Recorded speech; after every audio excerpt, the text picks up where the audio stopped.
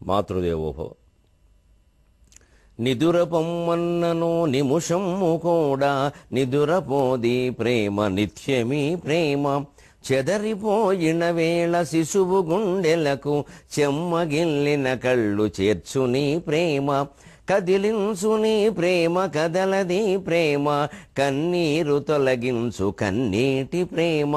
ఎదను కోసిన గాని ఏడ్వది ప్రేమ. ఈ కాలు జారునం చేర్చుని ప్రేమ. మన తల్లి తరువోజ మన పూజ. మన జన్మమునకామె మధుమాధవీజ. ఏబిఎన్ ఆంధ్రజ్యోతి ప్రేక్షక మహాశయులందరికీ నవజీవన వేదం అనే కార్యక్రమంలో 682వ భాగానికి స్వాగతం పలుకుతున్నాం. తల్లి ప్రేమ ఎటువంటిది అంటే వరుసగా తరువోజు పద్యాల్లో చూస్తున్నాం మనం. నిదురపొమ్మన్నను నిముషము కూడా నిదురపోది ప్రేమ. బిడ్డ కాస్త ఏదైనా అనారోగ్యం చేసింది అంటే ఇక తల్లి పడుకోదు, తెల్లవారులు అలా కూర్చోవలసిందే. కళ్ళల్లో ఒత్తులు వేసుకుని పెంచామమ్మా అంటారు. ఆ ఒత్తులు వేసుకోవడం అంటే అదే, ఎక్కడ కనురెప్పలు వాలిపోతాయో నిద్ర వస్తుందో అని దీపం ఒత్తులు ఇలా కళ్ళల్లో పెట్టుకున్నట్టుగా పెంచేవారు. అలా చెబుతారు, కళ్ళల్లో ఒత్తులు వేసుకుని పెంచామమ్మా. ఎందుకంటే కంటి దగ్గరే దీపపు కాంతి ఉంటే ఆ వేడికి నిద్ర రాదుగా. అలాంటి సామెతలు పుట్టేయండి మమకారానికి ప్రతీకలుగా. కళ్ళల్లో ఒత్తులు పెట్టుకుని కాపాడుకున్నామమ్మా పిల్లల్ని అంటారు. ఎంత కాపాడితే ఏమమ్మా, అడ్డాల నాటి బిడ్డలు కానీ గడ్డాల నాటి బిడ్డరా అంటారు వెంటనే మళ్ళీ. అడ్డాల్లో వేసుకున్నప్పుడు మన మాట వినారు, గడ్డాలు వచ్చాక మన మాట వింటారా? అన్ని భావాలు జీవితంలోంచి పుడతాయండి. అందుకే సామెతలు జాతీయాలు బాగా చదువుకోగలిగితే ఏ జాతి సంస్కృతినైనా వెంటనే ఒక మాటలో అంచనా వేసి చెప్పేయచ్చు. మన జాతి సంస్కృతి గురించైనా మనకు తెలుసుకోవాలి అంటే ఈవేళ తరానికి ఒకటే ఆధారం, ఆ సామెతలు జాతీయాలు. అలాగా నిదురపొమ్మన్నను నిదురపోది ప్రేమ. నిమిషము కూడా నిదురపోది ప్రేమ. నిత్యమీ ప్రేమ. అన్ని ప్రేమల్లోకి తల్లి ప్రేమ నిత్యమైందని కూడా చెప్పుకున్నాం.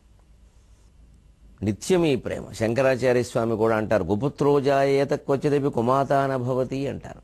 అమ్మా, చెడ్డ పిల్లలు ఉంటే ప్రపంచంలో ఉండొచ్చునమ్మా, ఉంటే ఉండొచ్చు, కానీ చెడ్డ తల్లులు ఉంటారా అంటారు. బిడ్డ ఎంత చెడ్డవాడైనా తల్లి కాపాడుకుంటుందట.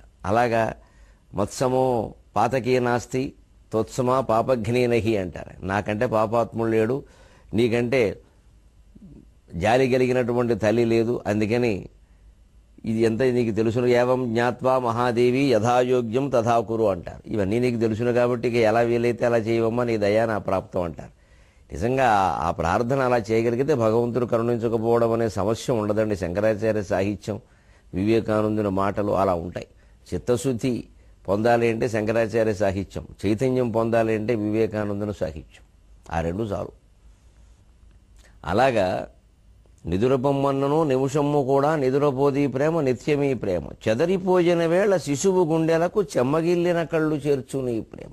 కాస్త ఏదైనా పిల్లలకు కష్టం వచ్చింది అంటే వాళ్ళు 40 ఏళ్ళ వాళ్ళైనా సరే దగ్గరికి తీసుకుని లాలించి పోన్లేరా, ఎవరికి రావురా కష్టాలు, మనుషులకు రాకపోతే మానవులకు వస్తాయా అని మళ్ళీ చెమ్మగిల్లిన కళ్ళతో ఓదార్చేది కూడా తల్లి ప్రేమనండి. అంతేకాదు, కదిలించు నీ ప్రేమ కదలది ప్రేమ. మన్నే కదిలిస్తుంది, తాను చలించదు, స్థిరంగా నిలబడుతుంది. కన్నీరు తొలగించు కన్నీటి ప్రేమ. తాను కన్నీళ్లు గారుస్తూనే మన కన్నీటిని తొలగిస్తుంది. కన్నీటిని తొలగించడానికి వేరే ఏమీ సాధన అవసరంలా. ఆ బాధపడుతున్న వాళ్ళతో పాటుగా మనము కన్నీరు పెట్టగలిగితే సహానుభూతి అంటారు దాన్ని. అర్థం చేసుకున్నారు చాలే అనుకుంటారు. ఒక్కోసారి కన్నీటిని కన్నీరే తొలగిస్తుంది. అలాగా ఎదను కోసిన గాని ఏడ్వది ప్రేమ. ఈ కాలు జారు నుంచి ఏడ్చుని ప్రేమ. ఏదో పూర్వం ఒక కథ చెబుతూ ఉంటారు. ఎవరినో సంతోషపెట్టడానికి తల్లి గుండె కోసి పట్టుకెడుతున్నట్టు ఒకడు. ఆ నెత్తుడు ముద్దలా ఉంటే అదేమో నీళ్లు గారుతుందట. అలా పెడుతుంటే తల్లి ఏమనుకుంటుందని చూస్తుంటే తల్లి అంటుందట, నాన్న నేను తను చంపితే చంపేశావు, నెత్తురు ముద్ద నీళ్లు గారితే కారిందే అమ్మ, ఆ కింద జారుతుందేమో చూసుకోరా, కాలు జారుతుంది అంటుందట ఆ కోసిన గుండెకే. అలా చెబుతారు తల్లి ప్రేమ గురించి. దాన్ని ఇక్కడ ఈ పద్యంలో పాదంలో పెట్టడం జరిగింది ఆ ఘట్టం మొత్తాన్ని. ఎదను కోసిన గాని ఏడ్వది ప్రేమ, ఈ కాలు జారునం చేర్చుని ప్రేమ. నిదురపోది ప్రేమ నిత్యమీ ప్రేమ చెదరిపోయిన వేళ శిశువు గుండెలకు చెమ్మగిల్లిన కళ్ళు చేర్చుని ప్రేమ కదిలించుని ప్రేమ కదలది ప్రేమ కన్నీరు తొలగించు కన్నీటి ప్రేమ ఎదను కోసిన గాని ఏడ్వది ప్రేమ ఈ కాలు జారునం చేర్చుని ప్రేమ మన తల్లి తరువోజ మన మనఃపూజ మన జన్మమునకా మధుమాధవీజ. ఇక మనం రంగప్రవేశం చేస్తే తృతీయాంతరంగంలో 3వ అధ్యాయంలో ఉదయకాల దృశ్యాలని వర్ణించుకుంటూ ఉన్నాం. అసలు ఉదయం అంటే ఏమిటి? నిత్యనూతన రసరమ్య నృత్య గీత చిత్రలేఖన సత్కావ్య శిల్ప కల్పనోదధి మధుర తటిగాదే ఉదయమనగా. కవిత్వం, సంగీతం, నాట్యం, చిత్రలేఖనం, శిల్పం ఇవన్నీ దృశ్యాలు ఉదయంలో కనపడతాయి. ఆ ఉదయం ఉదధి తీరంలో, సముద్ర తీరంలో మరింత బాగుంటుంది కదా అని కవి ఆలోచిస్తూ ఉంటే అప్పుడు గుర్తొచ్చింది సముద్ర తీరం. అయ్యో మర్చిపోయాను, సముద్ర తీరంలో ఉండిపోయింది తరంగం.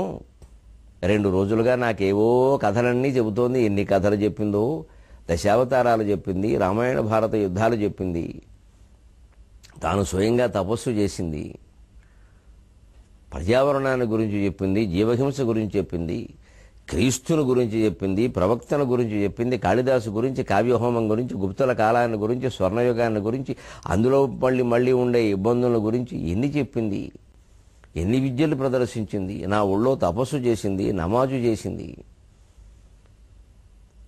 అటువంటి తరంగం ప్రసంకాంతి పంక్తుల ప్రసంగ స్వానముల్ వేడి.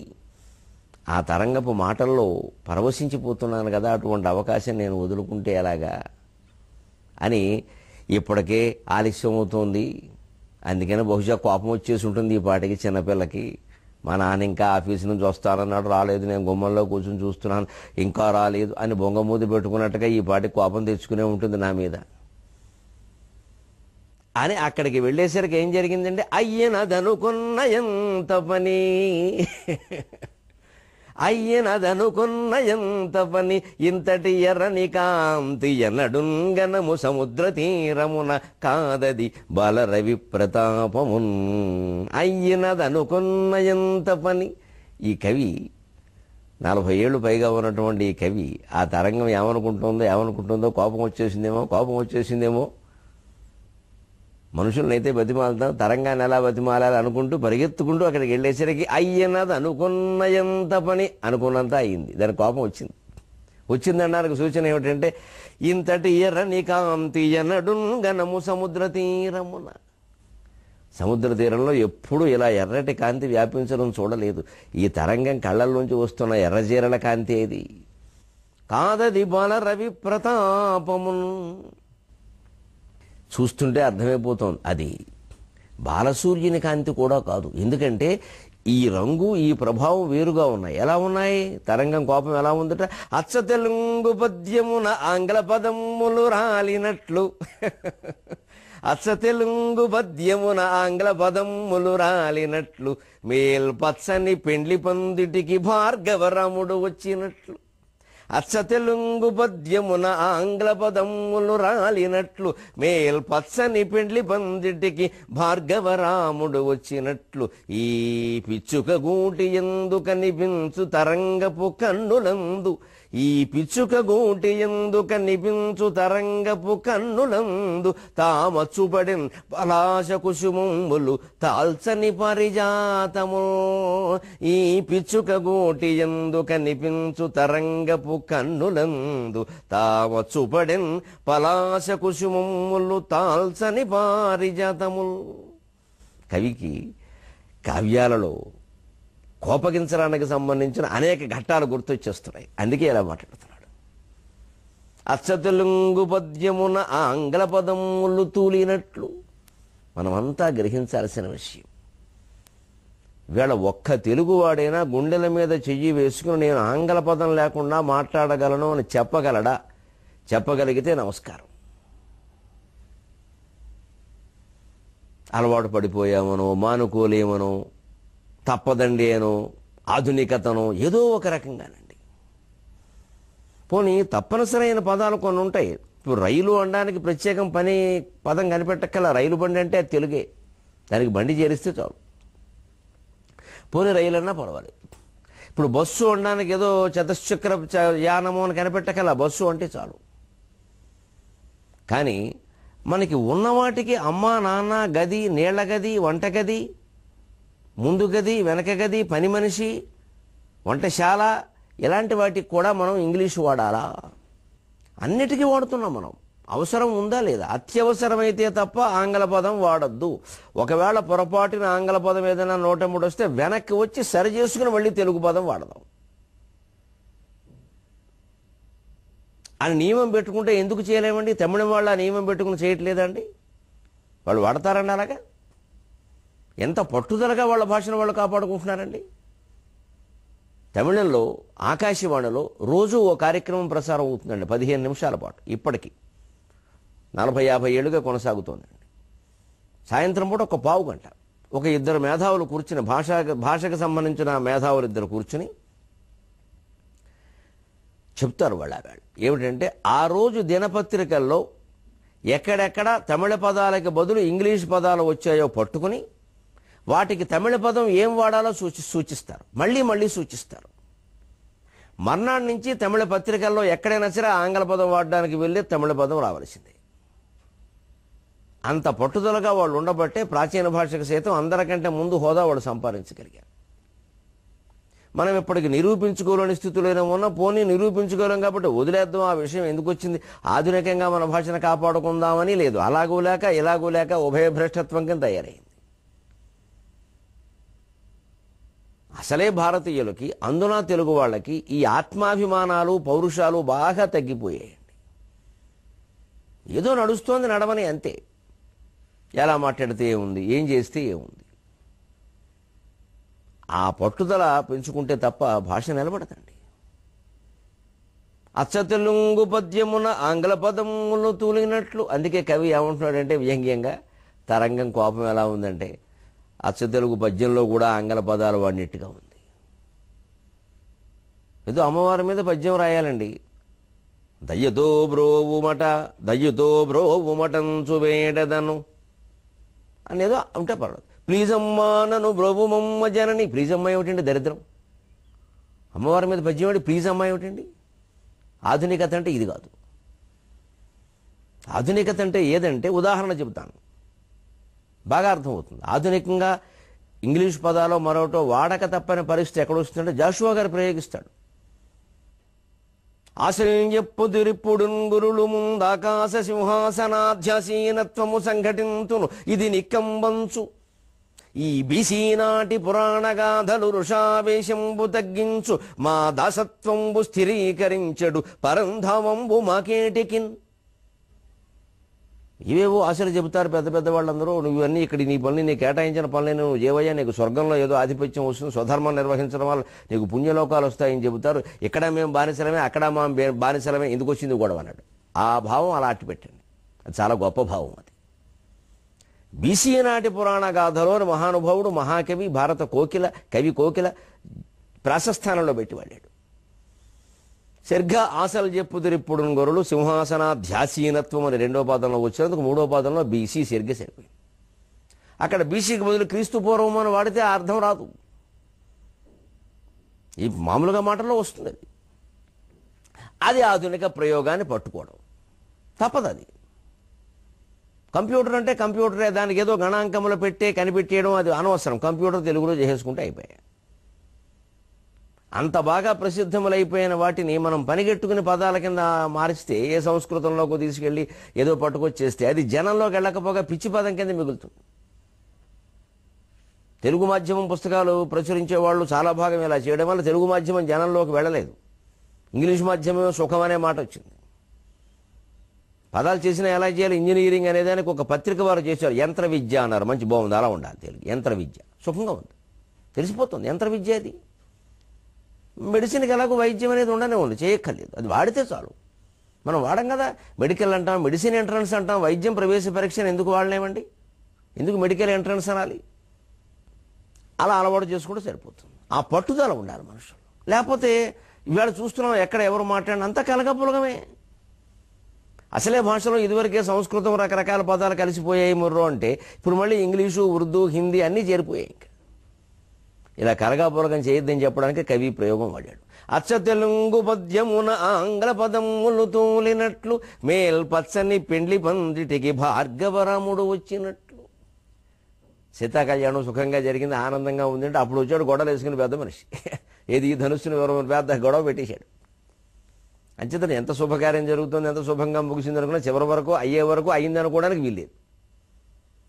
పూర్తిగా అయితే కానీ అయింది అనుకోవడానికి వీల్లేదమ్మా అనేవారు పెద్దవాళ్ళు. ఎందుకని ఏమో ఏం జరుగుతుందో. నువ్వు చివరిలో వచ్చాడు ఆయన పెద్ద గొడవ. దశరథుడు అయితే ఉడికిపోయాడు, రాముడు నిలబడ్డాడు. కానీ అలాగా ఏదో 2 రోజులు పట్టి సుఖంగా సాగిపోతుంది కథా కాలక్షేపం అంటే ఏదో పెళ్లి పందిట్లోకి భార్గవరాముడు వచ్చినట్టుగా ఏదో సమస్య తెచ్చి పడుతుంది చెప్పదేమో. ఎందుకంటే ఇప్పుడు ఆ మొదట్లో ఆ కవి ఒళ్ళో తలదాల్చుకోవడం తరంగం అవసరమైంది. ఇప్పుడు తరంగం మాటలు వినడం కవి అవసరం అవుతుంది. అందుకే ఏమో చెప్పకుండా వెళ్ళిపోతానంటుందేమో. ఎవరు కాదంటాం. నిస్పృహస్య తృణం జగత్తు. కోరిక లేని వాడికి ప్రపంచమే గరికిపాటి. ఏ కోరిక లేనప్పుడు ప్రపంచం గడ్డి పరకతో సమానం తీసి పారేస్తాం. అలా వెళ్ళిపోతుంది. నేను చెప్పినట్టు చేసేదేముంది. అందుకని అయ్యో అలా వెళ్ళిపోతుందేమో. పెళ్లి పందిట్లోకి పరశురాముడు వచ్చినప్పుడు దీనికి ఇప్పుడు కోపం రావడం కూడా సుఖంగా సాగిపోతుంటే అని ఈ పిచ్చుక గూటి ఎందు కనిపించు తరంగపు కన్నులందు తామచ్చుబడిన్ పలాశ కుసుమములు. ఆ కళ్ళల్లోకి చూస్తుంటే మోదుగు పూలు ఆ కళ్ళల్లోంచి పుష్పించేయేమో అనిపిస్తుంది. ఎర్రగా ఉంటాయి పూలు, అంత ఎర్రబడ్డాయని వాడి కళ్ళు. పైగా తాల్చని పారిజాతములు, పారిజాత పుష్పం తనకి తెచ్చి ఇవ్వలేదు అన్నప్పుడు సత్యభామ కళ్ళల్లో ఏ కోపం ఉందో ఈ తరంగం కళ్ళల్లో ఆ కోపం కనపడుతుంది. కవి తెలుగువాడు, తెలుగు కవి, అందున పద్య కవి కావడం వల్ల వెంటనే పారిజాతాపహరణ ప్రబంధంలో ఘట్టం గుర్తొచ్చింది. అచ్చ తెలుగు పద్యమున ఆంగ్ల పదములు తోలినట్లు మేల్పచ్చని పెండ్లి పందిటికి భార్గవరాముడు వచ్చినట్లు ఈ పిచ్చుక గూటి ఎందు కనిపించు తరంగపు కన్నులందు తామచ్చుపడిన్ పలాశ కుసుమములు తాల్చని పరిజాతములు. కాళ్ళు ముడిచిపెట్టి కనులు ప్రక్కకు నెట్టి బొంగమూతి కింద బుల్లి చేతి నాంచి కూరుచున్న అగ్ని సంభవతోడ పద్యగంధమోని పల్కి తినిటు, పద్యగంధమోని పల్కి తినిటు. నిజంగా ఓ చిన్న పిల్ల ఆ ఇంటి దగ్గర తండ్రి కోసం ఎదురు చూస్తూ ఉంటే తండ్రి ఇంకా ఉద్యోగం నుంచి రాలేదు, వచ్చిన సమయానికి రాకపోతే అందున తండ్రి నన్ను ఏ చిత్రానికో తీసుకెడతాడు, చలనచిత్రం చూడొచ్చు హాయిగా తండ్రితో కూర్చుని తల్లితో కూర్చుని అని అమ్మాయి ఆనందిస్తూ ఉంటే అప్పుడు తండ్రి ఆలస్యం చేస్తే ఆ బిడ్డ ఎలా ఉంటుందో అలాగే ఉంటుంది. ఎలా కూర్చుంటే ఆ తరంగం చిన్నపిల్ల కాళ్ళు ముడిచిపెట్టి కనులు ప్రక్కకు నెట్టి బొంగమూతి కింద బుల్లి చేతిలోంచి కూరుచున్న అగ్ని సంభవతోడ పద్యగంధముని పల్కి తినిటు. ఒక కావ్యం నవరసభరితంగా ఉండాలండి.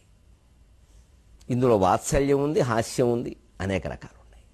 ఇది సత్యభామ అలకని కృష్ణుడు పోగొట్టే సందర్భం కాదు, అది భార్యాభర్తల సంబంధం. ఇది తండ్రికి కూతురికి ఉండే అనుబంధం.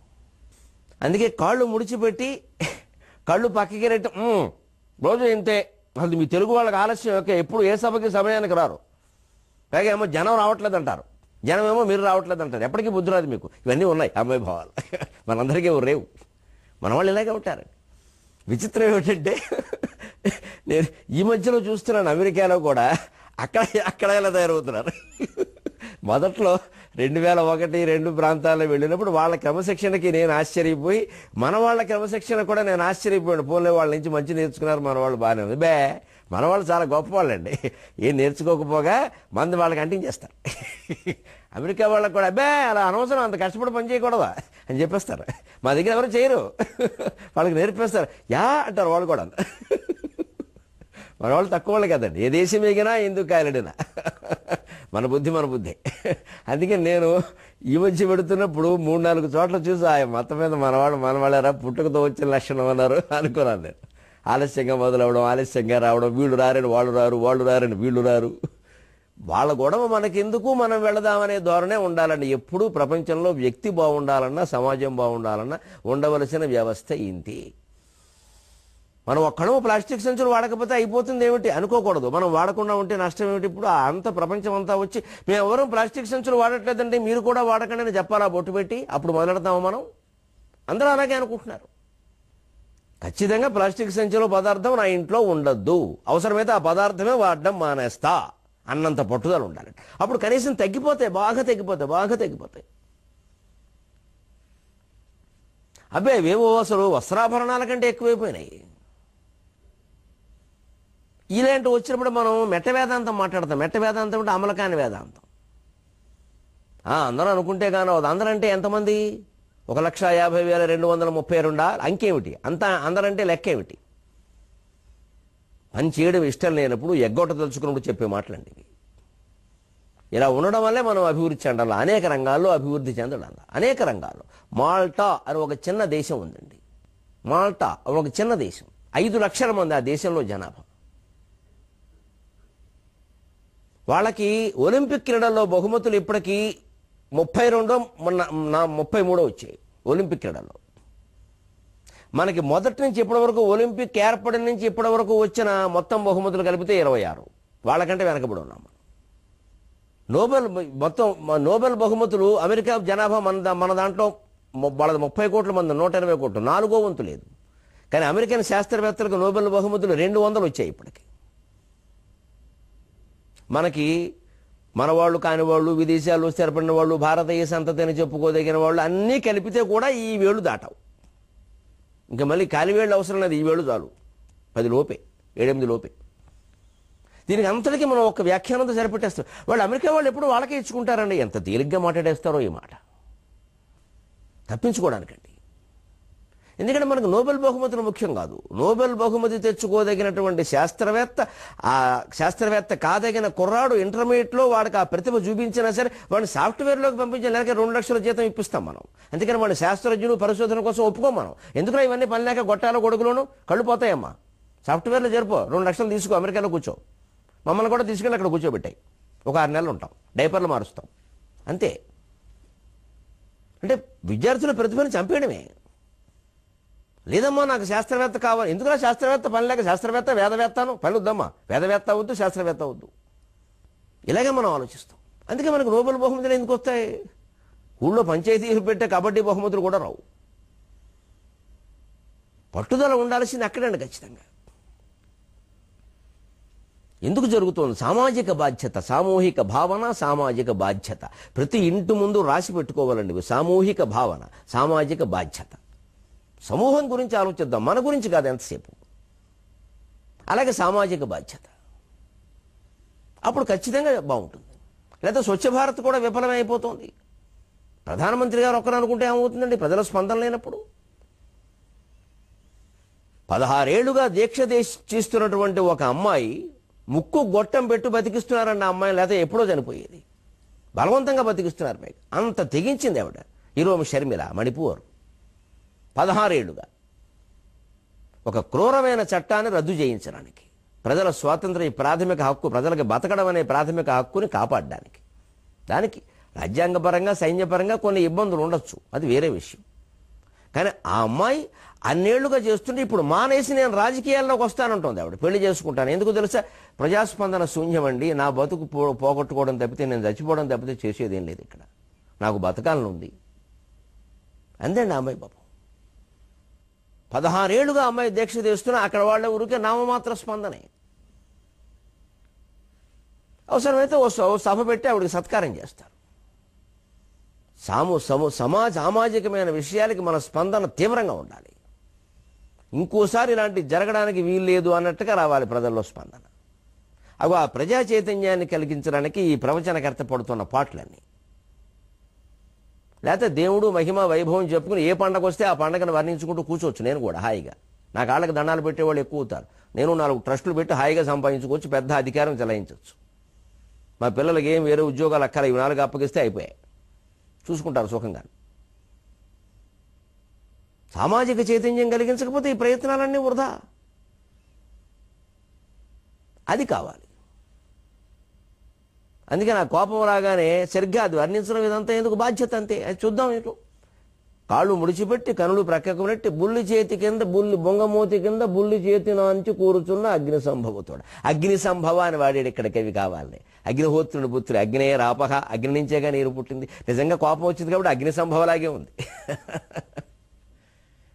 పద్యగంధముని పలికి తినుటూ పద్యాలతో చల్లబరచడం అనమాట. అందుకని పద్యం అనే గంధాన్ని ఇలా అరగదీసి పట్టుకుని ఇలా బొగ్గల మీద రాసినట్టుగా ఏమనుకోకే కొంచెం ఆలస్యమైంది వేళ పొద్దున్న మా దేశంలో ఆదివారం ఎవరో నిద్ర లేవరు 9 అయితే కానీ అని చెబుతున్నాడు పాపం.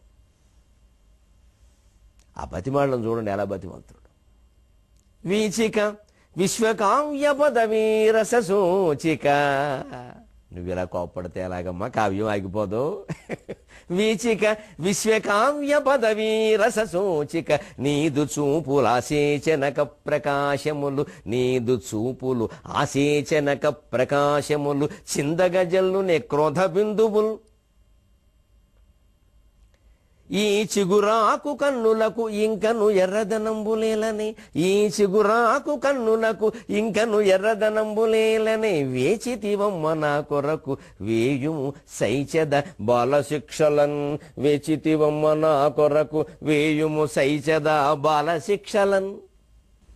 మా తెలుగు వాళ్ళకి ఆలస్యంగా రావడం, ఆలస్యంగా పనులు చేయడం అలవాటేనమ్మా. ఏమిటంటే సమాజం అంతా మారితే కానీ మేము మారం. ఆ సమాజం ఏమిటో అదో బ్రహ్మ పదార్థం మాకు అర్థమైతే కదా. అందుకని మమ్మల్ని కాస్త క్షమించాలమ్మా అంటే క్షమించను. 23:30 గంటల వరకు క్షమించను, అంతవరకు తెలుగు మాట్లాడితే తప్ప క్షమించను అందేవాడు.